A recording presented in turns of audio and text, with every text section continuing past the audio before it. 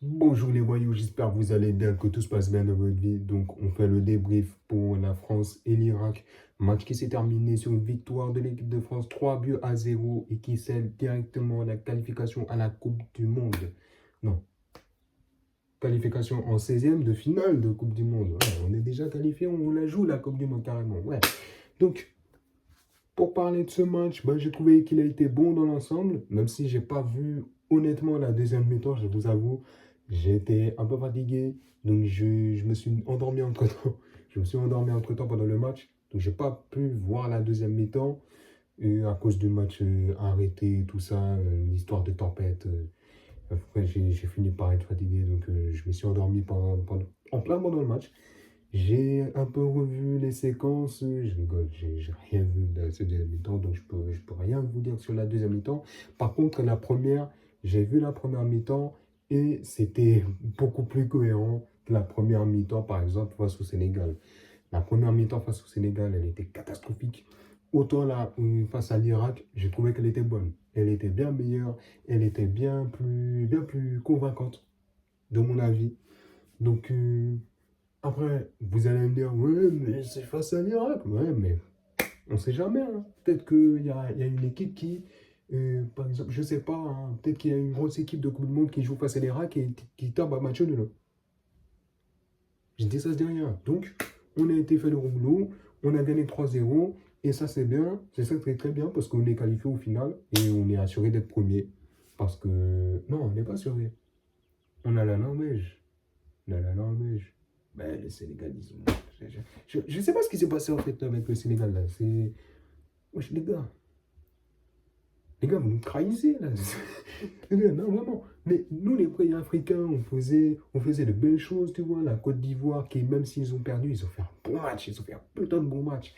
Nous, le Cap-Vert, on a fait un putain de bon match. On a fait des erreurs face à l'Uruguay. On aurait pu gagner même. On le dit nous-mêmes. Il y a qui d'autre Non, non, non, pas la Tunisie. Bon, en soi, l'Afrique fait de bonnes choses. L'Afrique fait de bonnes choses dans cette Coupe du Monde. Mais je sais pas, le Sénégal, je suis terriblement déçu, les gars. Wesh. Après, cette fois-ci, c'est la Norvège, tu vois. Et c'est l'équipe de France. Mais je m'attendais pas à ce que c'est. Je m'attendais au moins à ce qu'ils aient au moins une victoire sur l'un des deux, hein. Mais je m'attendais pas à deux défaites. Oh. Bon, je vais revenir sur France-Irak. Donc, pour parler du match, bah, Kylian encore, hein. Encore lui, toujours doublé. Doublé, je crois. J'ai pas vu, mais je crois que c'est lui qui met un doublé. Encore lui. Hein, c'est l'homme de la Coupe du Monde, hein. Je crois qu'il a vu Messi qui commence à marquer des buts à gogo. Il est déjà à 5 buts dans cette Coupe du Monde. Il est le meilleur buteur de Coupe du Monde. Le dictateur, il est énervé. Crois-moi qu'il va essayer de passer devant Messi pour obtenir le titre de meilleur buteur. Voilà, ouais. Le titre de meilleur buteur de la compétition cette année et le titre de meilleur buteur de la compétition tout court. Je suis sûr, je suis sûr. Je suis sûr, il a été regarder le match Argentine-Autriche, il était vénère, il s'est mis en mode vénère aujourd'hui, enfin aujourd'hui ou hier, peu importe, il a marqué un doublé. Ah, ce mec-là en Coupe du Monde, c'est autre chose. C'est un autre mec. C'est un autre mec. C'est son prime, c'est sa compétition. C'est comme Vara et la LDC cette année. Vara et la LDC cette année, ça faisait qu'un. Mbappé et la Coupe du Monde, ça ne fait qu'un. Wesh, c'est une dinguerie. Donc, Mbappé, bravo à lui, hein, parce qu'il répond aux attentes. Et on savait qu'il allait possiblement faire une grosse Coupe du Monde. Et pour le moment, il fait une grosse Coupe du Monde, faut le dire. Et ben, ça nous arrange, hein, donc vas-y, on prend, hein. Donc ça fait plaisir. Et ça fait aussi plaisir pour un autre mec qui a marqué Ousmane Dembélé. Le ballon d'or. Et Ousmane Ballon d'or.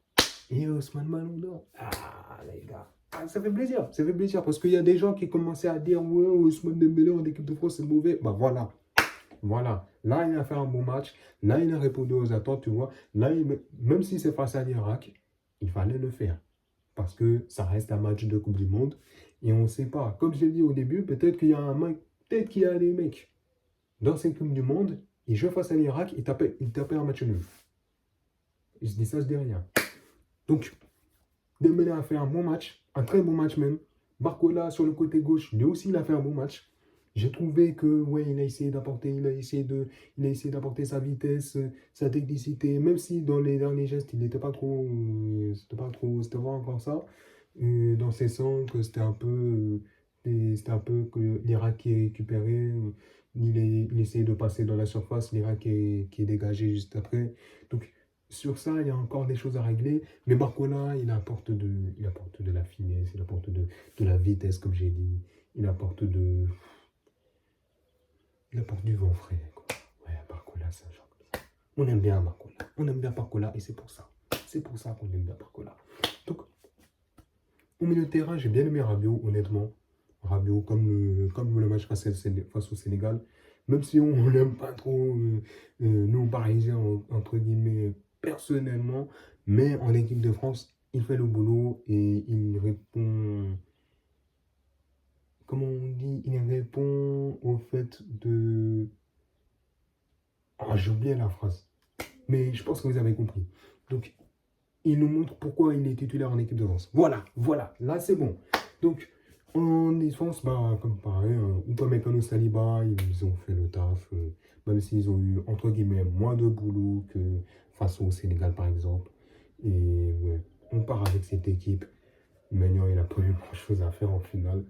Et ouais, de ce que j'ai vu en tout cas, peut-être que j'ai loupé des choses en deuxième mi-temps, hein, vous pouvez me le dire en commentaire ou quelque chose comme ça, mais je suis preneur, parce que j'ai pas trop vu la deuxième mi-temps que je vous ai dit.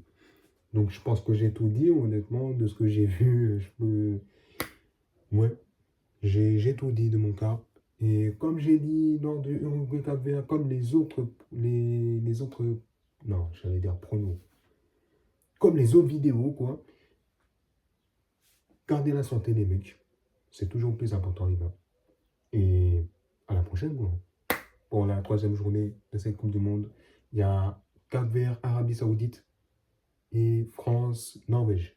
France-Norvège pour la première place. Hollande, on arrive. Bref. Donc, allez, moi je vous quitte. Allez, bonne journée.